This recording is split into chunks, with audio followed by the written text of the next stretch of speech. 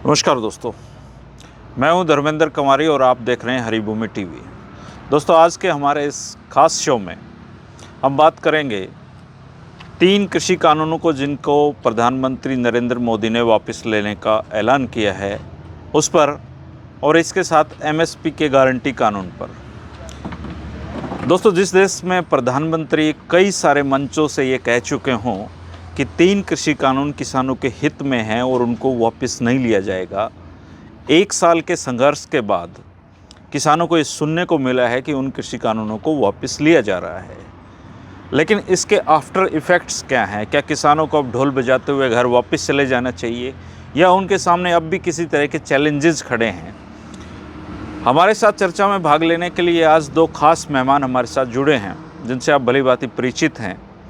Doctor Ajay भलारा वो इकलौते इंसान हैं हरियाणा के जिन्होंने किसान आंदोलन में हिस्सा लेकर अपनी नौकरी को दांव पर लगा दिया और आज तक सस्पेंड चल रहे हैं और अभी तक इनकी इंक्वायरियां चल रही हैं, लेकिन 3 कृषि कानूनों के विरोध में हमेशा ये पुरजोर तरीके से खड़े रहे।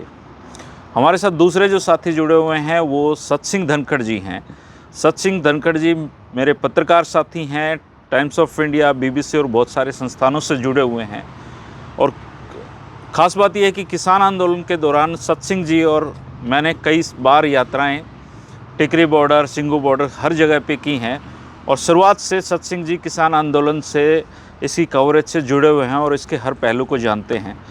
डॉक्टर साहब, आपका चर्चा में स्वागत है। सतसिंह जी, आपका स्वागत है। जी नमस्कार। डॉक्टर साहब, मैं आपसे शुरुआत चाहूँगा कि जो प्रधानमंत्री मोदी जी ने आज ऐलान किया है, किसानों के लिए इस बात के मायने क्या हैं? धर्मेंद्र जी, बहुत सारे सेलिब्रेशन सुबह से देख रहा हूं जब से प्रधानमंत्री जी की स्टेटमेंट आई है कि बिल वापसी की संवैधानिक प्रक्रिया आरंभ की जाने वाली है जी।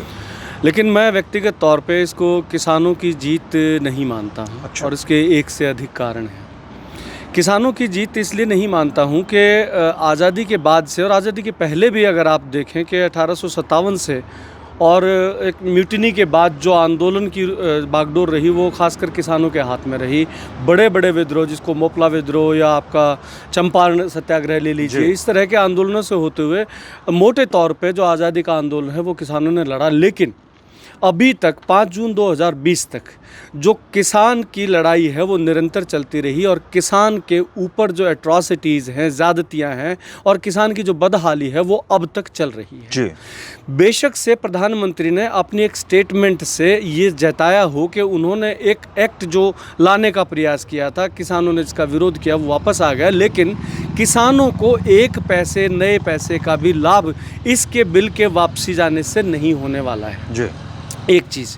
दूसरी, मैं ये मानता हूँ कि ये आंदोलन की दूसरी जीत इसलिए नहीं कही जा सकती कि इतना बड़ा आंदोलन आज़ादी के समय से मिला के और अब तक बहुत सारे देशों के अंदर कभी खड़ा नहीं हो पाया। लेकिन बड़ा होने के बावजूद इस बात से नकारा नहीं जा सकता कि बहुत सारे वर्ग और बहुत सारी राजनीतिक पार्टियाँ, जिस तरह से जब सत्तारूढ़ पार्टी के खिलाफ एक बड़ा आंदोलन शुरू होता है तो विपक्ष और विपक्षी पार्टियां या फिर जो छूट-मूट पार्टियां जो कहीं भी नहीं हैं वो इसका भरपूर फ़ायदा उठाने के लिए आंदोलन के अंदर भरपूर योगदान भी देती हैं। हमने इस आंदोलन को देखा नहीं बल्कि जिया है, लेकिन मैं अभी भी बहुत ज़िम्मेदारी से कह सकता हूँ कि जिस प्रकार का जन आंदोलन बनने की हमें आकांक्षा थी, उस प्रकार का जन आंदोलन अभी तक तो नहीं बन पाया। जी। सतसिंह जी, मैं आपसे ये जानना चाहूँगा कि जब टिकरी बॉर्डर, सिंगू बॉर्डर पर किसान चले थे तो हम भी रोहतक से कवर करने उसको साथ गए थे, और आज ये दिन हम देख रहे हैं जब प्रधानमंत्री मोदी जी ये कह रहे हैं कि कृषि कानून वापस लिए जाएंगे। तो एज ए पत्रकार आपने इस आंदोलन को किस तरीके से जीता और इस घोषणा को आप किस तरीके से देख रहे हैं? देखिए, जब मुझे याद है आपने और मैंने जब पंजाब के किसान हरियाणा किसानों की मदद से शंभू बॉर्डर का जो पुलिस का नाका है उसको तोड़ते हुए आके जितने भी कुरुक्षेत्र में, फिर करनाल में और जहाँ भी नाके है उसको तोड़ते हुए जब रोहतक से पास होके बहादुरगढ़ बाईपास पर यानी टिकरी बॉर्डर के पास रुक गए, और बल्कि वहाँ तक नहीं पहुँचे थे, शायद सापला तक गए थे। मैं और आप दोनों बाइक पे बैठ के हमने फेसबुक पे एक वी साइन बना के कि हम किसानों को कवर करने जा रहे हैं, हमने वो पोस्ट की थी, मुझे वो अभी याद है जी। तो आपका जो सवाल है कि आज का दिन उसको कैसे देखें, जी बिल्कुल, उसके बाद भी बहुत बार जाना हुआ। आज के दिन को मेरी अपनी ऑब्जर्वेशन ये है कि जैसे ही प्रधानमंत्री मोदी ने इसको अनाउंस किया और उसके बाद जो किसान नेताओं का जोगेंद्र उग्राह की बात करें, राकेश टिकैत की बात करें, दर्शन पाल की बात करें, उनका जो मतलब होना तो ये चाहिए जो शायद सरकार एक्सपेक्ट कर रही थी कि भाई इसको सुन कर के मोदी को धन्यवाद करेंगे और लड्डू बांटेंगे और जय जयकार करेंगे, लेकिन बहुत ही सदा हुआ, नपा तोल के और समझदारी भरा उनका स्टेटमेंट आई है कि भाई मोदी साहब जब आपने यही करना था तो ये तो बहुत पहले कर देते, हम तो आपसे यही तो मांग रहे थे, कुछ ज़्यादा नहीं मांग रहे थे, लेकिन अब शायद थोड़ा सा लेट हो गया है। मुझे लगता है कि किसानों के दिमाग में अभी और भी कुछ है, क्योंकि किसानों ने अपनी ताकत पहचान ली है। जैसा बल्हारा साहब बता रहे थे कि भाई अभी तो किसान आंदोलन ने अपनी ताकत पहचानी है, उसको एक्सरसाइज नहीं किया, उस पावर को उसको उन्होंने यूटिलाइज नहीं किया। यानी कि अब बहुत कुछ जो देश में बहुत पहले हो जाना चाहिए था वो शायद मुझे लगता है कि इतने डिसिप्लिन तरीके से, क्योंकि हम देख रहे हैं कि किसानों को ट्रिगर करने के लिए और उनको एक तरह से उकसाने के लिए क्या कुछ नहीं कहा गया, लेकिन हाँ, इतना मेरे ख्याल से जितनी तोहमत इस आंदोलन में लगी, इतना सद के, इतना डिसिप्लिन तरीके से। और आप देखिए ना, इस आंदोलन की खासियत जो वहाँ जाके हमने देखी, बुज़ुर्ग भी हैं, बच्चे भी हैं, महिलाएं भी हैं, यंग लड़कियां भी हैं, रात को दिन को, मतलब मैं ये कह रहा हूँ कि सड़कों पर वो रहे, जिसमें बरसात के दौरान भी हमने फ़ोटो देखते थे, वीडियो देखते थे, और किस तरीके से उनके तंबू टूट गए और बरसात हो रही है, ऊपर से लाइटनिंग भी हो रही है, और गर्मी के समय में भी 45-47 डिग्री टेम्परेचर के अंदर भी वो सब कुछ सहकर भी वहाँ डटे रहे। तो मुझे लगता है कि ये एक शुरुआत है जी, अभी बहुत कुछ ऐसा होगा जो शायद देश के इतिहास में पहले कभी ना हो और किसान के पक्ष में होगा। तो मैं ये समझता हूँ स्टेपिंग स्टोन है, अभी सक्सेस दूर है। सक्सेस। तो दोस्तों, ये जैसे मोदी जी ने कह दिया कि कृषि कानून वापस होंगे और धनखड़ जी कह रहे हैं कि इतनी सदी हुई प्रतिक्रियाएं सामने आ रही हैं। डॉक्टर साहब, मैं आपसे ये जानना चाहूँगा कि कृषि कानून वापस हो भी जाएं तो किसानों की कोई दशा तो बदलने से रही, वही किसान था जो पहले गाँव में था। सबसे बड़ा जो इशू था वो था MSP का गारंटी कानून, और गवर्नर सत्यपाल मलिक भी कई बार कह चुके थे कि आप MSP का गारंटी कानून बनवा लीजिए। तो क्या मोदी सरकार अब इसके साथ संसद सत्र में जो कमेटी बनाने की इसकी बात कही है, MSP का गारंटी कानून वो इसके साथ ही देने जा रहे हैं, या फिर उसके लिए वेट करना पड़ेगा या संघर्ष करना पड़ेगा? देखिए, इसका जो उत्तर है मैं आपको हाँ या ना मैं नहीं दूंगा जी, लेकिन हम इस पे 1 मिनट ज़रूर लगाना चाहेंगे।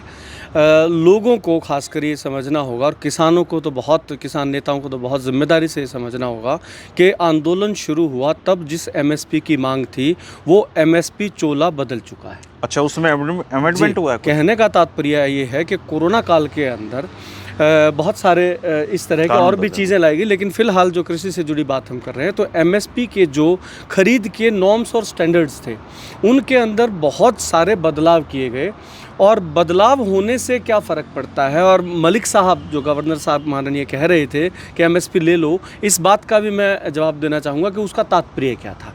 पहली चीज़ ये कि हमें देख लेना होगा कि MSP अब जो देने की बात होगी या किसान को मिल जाए वो MSP कैसा होगा।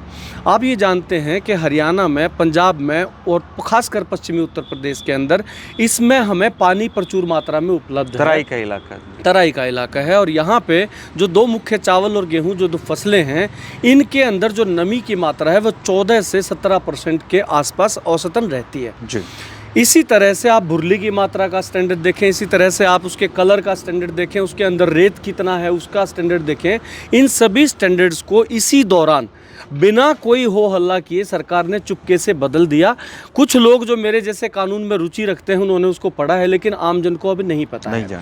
ये इसी मंशा को दर्शाता है कि अगर सरकार पे दबाव बढ़ा कि आप एमएसपी पे खरीद कीजिए और गारंटी कानून बनाइए, और बनाना पड़ा तो भी किसान के जो है पांचों उंगलियां घी में नहीं होने वाली हैं। क्यों नहीं होने वाली हैं? क्योंकि हमारे यहाँ की फसलें जो है वो उस किसी भी स्टैंडर्ड पे खरे नहीं उतरती है। मैं तो ये कहूँगा कि अगर इस हालात में एमएसपी दे दिया गया और किसान लेके चले गए तो अब जो बिक रहा है वो भी उस भाव भी किसान की फसलें नहीं बिकेंगी।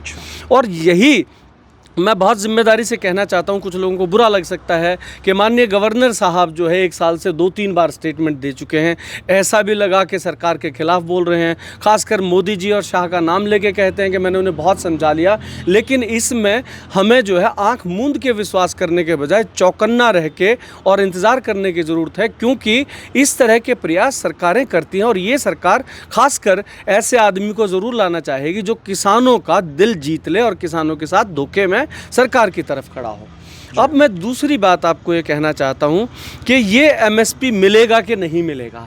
हाँ, मिलेगा ये एमएसपी, और मुझे उम्मीद है कि इसी सत्र में यानी इसी महीने में नवंबर के माह में जब सत्र चलेगा तो एमएसपी की गारंटी भी मिल सकती है। इसके काफ़ी ज़्यादा चांसेस हैं। कारण ये है कि सरकार के लिए अब आंदोलन को ख़त्म करना आवश्यक हो गया है। जी, हम बड़े खुश हैं, खासकर जो आंदोलन के अंदर बहुत मुखर रूप से लगे हुए हैं कि हमारी वजह से ये सब हो रहा है। लेकिन मैं चेता देना चाहता हूं साथियों को कि ये सरकार जो है वो सरकार है जिसमें जो सरकार के मुखिया हैं वो ये कह के चलते हैं कि हम आपदा में अवसर ढूंढा करते हैं। और जब ये आंदोलन आपदा के रूप में सरकार के ऊपर आया, धर्मेंद्र जी उन्होंने इसको अवसर बनाया। यूपी के अंदर पावर बैलेंस का गेम जो है वो स्पष्ट तौर पे दिख रहा है कि एक आदमी जो कभी भविष्य में प्रधानमंत्री के पद की तरफ देख सकता है नज़रें उठा के, आंदोलन का साथ लेके आंदोलन की आड़ में उसके ग्राफ को कम करने का खेल चला।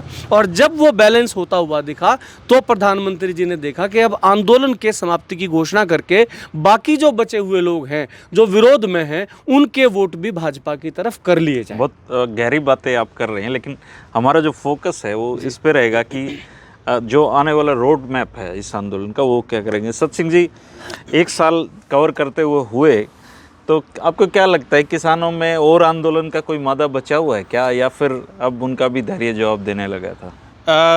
सर, इसमें 2 बातें हैं। एक तो ये बात है कि जो स्ट्रेंथ शुरू में थी काफ़ी समय कई महीनों तक रही, वो स्ट्रेंथ अब सिंगू और टिकरी बॉर्डर पे नहीं है। लेकिन इसका मतलब ये नहीं है कि सेंटिमेंट नहीं है। सेंटिमेंट लोगों का अब भी किसान आंदोलन के प्रति है, वो अब भी समर्पित हैं। बेशक वो एक कॉल पर या कोई क्राइसिस जैसी कोई अगर बात हो तो दोबारा से वहाँ असेंबल होने में देर नहीं लगाएंगे।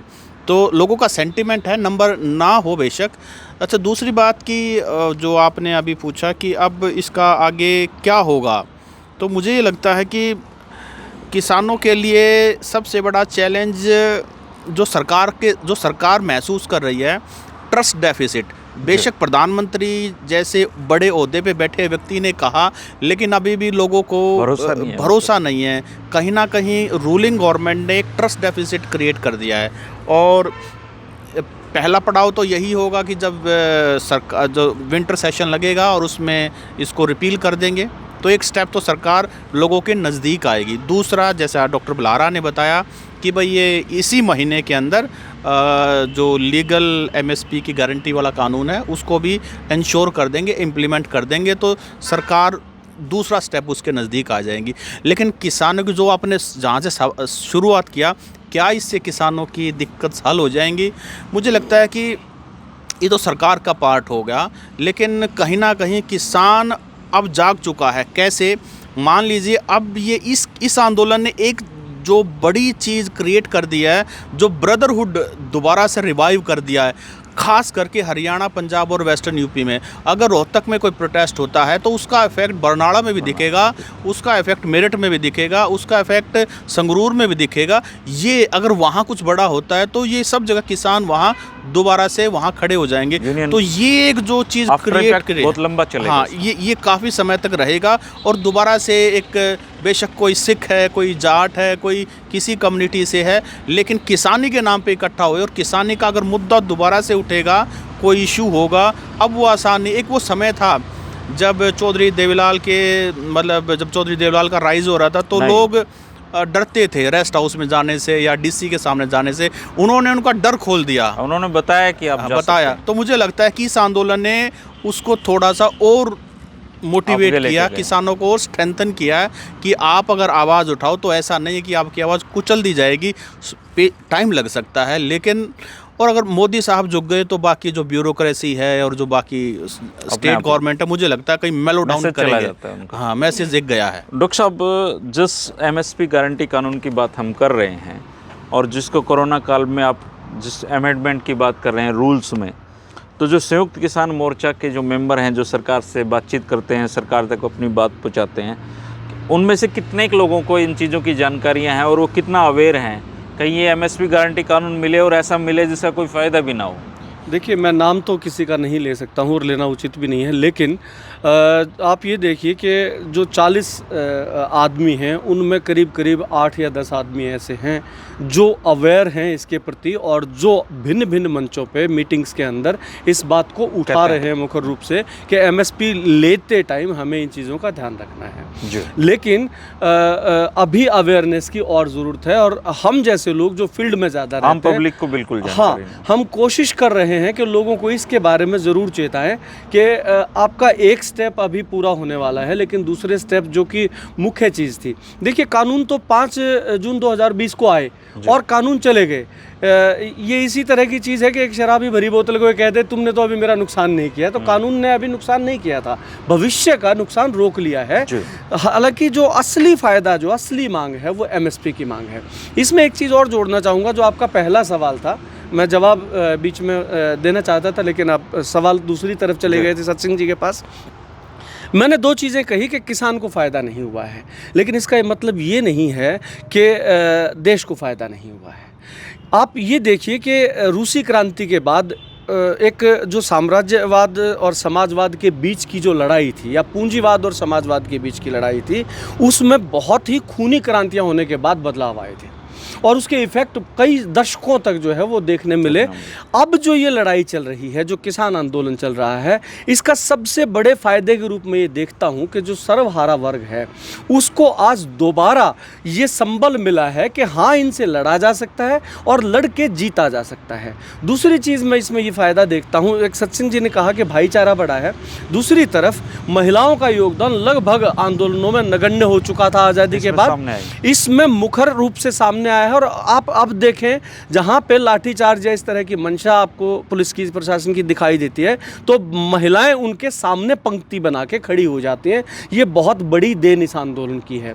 और तीसरी चीज़ ये है कि कमेरा वर्ग जो है उसको अपने ऊपर ये भरोसा हुआ है कि हम जीत जाएंगे। मैं थ्रू आउट आंदोलन लोगों को ये कहता रहा, क्योंकि आप मंच पे जब भाषण देके उतरते हैं वहाँ तालियां भी है, जय जयकार भी है, लेकिन लोग कान में आके पूछते भी हैं, मानना तो कौन है भाई साहब।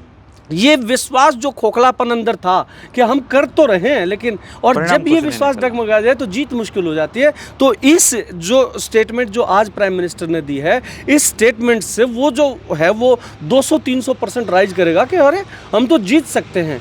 चाहे वो एसपी के सामने खड़े होने की बात है, मुख्यमंत्री का हेलीकॉप्टर ना उतर देने की बात है, या फिर ऐसे आदमी का जो लगभग तानाशाह होने की स्थिति में था, उसका देश से क्षमा मांगते हुए एक कानून की वापसी का इशारा देना एक बहुत बड़ी जीत है, न केवल भारत के लिए बल्कि पूरी दुनिया के सर्वहारा वर्ग के लिए। सत्सिंह जी, मैं एक अंतिम सवाल आपसे ये जानना चाहूँगा कि जो सरकार और लोगों के बीच ट्रस्ट ख़त्म हुआ है, एक भरोसा ख़त्म हो रहा है कि वो हमारी नहीं सुनेंगे या वो हमारे कल्याण के लिए नहीं है, तो जब चूँकि देश के प्रधानमंत्री ने ये क्षमा मांगी है, तो आपको क्या लगता है कि किसान बड़ा दिल दिखाते हुए उनकी क्षमा को स्वीकार कर पाएंगे और ये जो भरोसा है ये कायम हो सकेगा दोबारा से?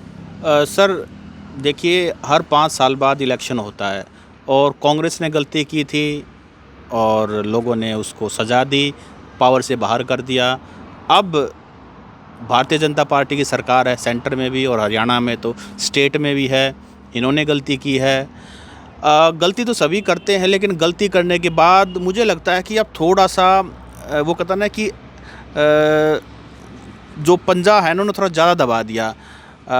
गलती की, उसके बाद उनको विलीफाई कर दिया, डिमोनाइज कर दिया, उनको कभी खालिस्तानी कहते हैं, कभी गांव के निठल्ले शराबी, इस तरह की स्टेटमेंट। राज्यसभा एमपी जैसे पद पर बैठा हुआ व्यक्ति, और अभी एक हमारे रोहतक एमपी ने भी कुछ इस तरह की कंट्रोवर्शियल स्टेटमेंट दी। मुझे लगता है कि ये कुछ ज़्यादा ही पर्सनल हो गया। तो एक वर्ग तो ऐसा नाराज़ है, वो सज़ा देगा मुझे लगता है। जब कभी इलेक्शन आएंगे तो एक बार सज़ा देगा वो ठीक है कि आम आदमी तो कम से कम, गांव वाला तो ऐसा है कि अगर आपने उसके खिलाफ पुलिस में शिकायत कर दी ना तो वो पीढ़ियों तक नहीं भूलते हैं। और इस आंदोलन में वही लोग जुड़े हुए थे। इन्होंने कहीं ना कहीं एक बार सरकार के खिलाफ इनकी ठन गई है, और मुझे लगता नहीं कि कम से कम आने वाले 2-3 इलेक्शन ये भाजपा को भूलने वाले हैं कि उन्होंने हमारे साथ क्या किया था। आगे आने वाला समय है, समय लगेगा, फ्रेश ब्लड आएगा, हो सकता है वहाँ भी सद्बुद्धि आए, अच्छे विचार आए, वो आगे की बात है। लेकिन एक बार मुझे लगता है सज़ा देने के मूड में है। 2024 भी है, और ये जो अब जब सब कुछ हो रहा है, इसके पीछे 2 बड़े कारण, एक तो यूपी का इलेक्शन और एक पंजाब का इलेक्शन, ये कहीं ना कहीं फैक्टर हैं। आप अगर मोदी की स्टेटमेंट को, प्रधानमंत्री मोदी जी की स्टेटमेंट को ध्यान से सुने तो उन्होंने क्षमा भी मांगी है, उन्होंने हाथ भी जोड़े हैं, उन्होंने मतलब आप उस शब्दों के जाल को छोड़ दीजिए, उन्होंने सब कुछ किया है। तो कहीं ना कहीं वो प्रेशर है यूपी का इलेक्शन। कब किया है ये इम्पोर्टेंट है, गुरु पर्व पे ये किया है, ये इम्पोर्टेंट, ये एक बड़ा मैसेज है। डॉक्टर बलाराम, मैं एक बात जानना चाहूँगा कि देखो, आपके स्वीकार करने से मेरे स्वीकार करने की बात नहीं है। हम सबको ये पता है कि वो भारत देश के प्रधानमंत्री हैं जी, और 130 करोड़ लोगों का प्रतिनिधित्व भी करते हैं जी। अब उन्होंने बोला है तो विश्वास करना पड़ेगा। और आप जैसा एमएसपी गारंटी कानून चाहते हैं वैसा भी उन्होंने दे दिया, तो क्या आप मानते हैं कि जो डैमेज बीजेपी का हुआ है पिछले दिनों में, उसको रिकवर करने में उनको मदद मिलेगी? देखिए, जो ऐसे लोग जो मैंने बड़ी विचित्र सी स्टेटमेंट देखी, फेसबुक पे कुछ लोगों ने भूतपूर्व भाजपाई लिखना शुरू कर दिया था। उनकी घर वापसी ज़्यादा से ज़्यादा हो सकती है, अन्यथा मुझे नहीं लगता है कि जो जिसको हम जन सामान्य कहते हैं, जो वेव बनाते हैं, वो लोग जो किसान की तरफ आके खड़े हुए थे, इतना दर्द दिया है, इतनी शहादतें हुई हैं कि वो भूल नहीं पाएंगे। आप विश्वास रखिए धर्मेंद्र जी, एक गाँव में अगर एक जवान मौत हुई तो वो गाँव इस पार्टी को वोट कम से कम नियर फ्यूचर में, जैसे सत्सिंह जी ने कहा है, वो पंजाब में कम से कम ज़्यादा नहीं, कोई मुझे चांस नहीं लगता है पंजाब के अंदर। और हरियाणा के अंदर भी बेशक से एक उपचुनाव के अंदर उन्होंने दिखा दिया कि भाई हम काफ़ी वोट प्रतिशत, लेकिन वो जिस तरह से लिए गए वो किसी से छुपा नहीं है। इस तरह से विश्वास बहुत जल्दी लौट जाए, मुझे नहीं लगता। Thank you doctor Balara. दोस्तों, ये थे हमारे साथ सत्सिंह धनखड़ जी, डॉक्टर अजय बलारा जी। अब मैं चाहूँगा कि आप ज़रूर कमेंट करें कि प्रधानमंत्री मोदी जी के इस ऐलान के बाद भारतीय जनता पार्टी को इसका क्या फ़ायदा होगा, किसानों को किस तरह का एमएसपी गारंटी कानून चाहिए, और ओवरऑल इस घोषणा को आप किस तरीके से देखते हैं। आप ज़रूर अपना कमेंट दर्ज कराएं, अपनी प्रतिक्रिया दें, ताकि पूरी दुनिया को ये पता चल सके जो आम जमहूरियत है, आम लोग हैं, वो इस बारे में क्या सोचते हैं। हमारे साथ जुड़ने के लिए आप दोनों का बहुत बहुत धन्यवाद। आपका नमस्कार, और दर्शकों को भी नमस्कार।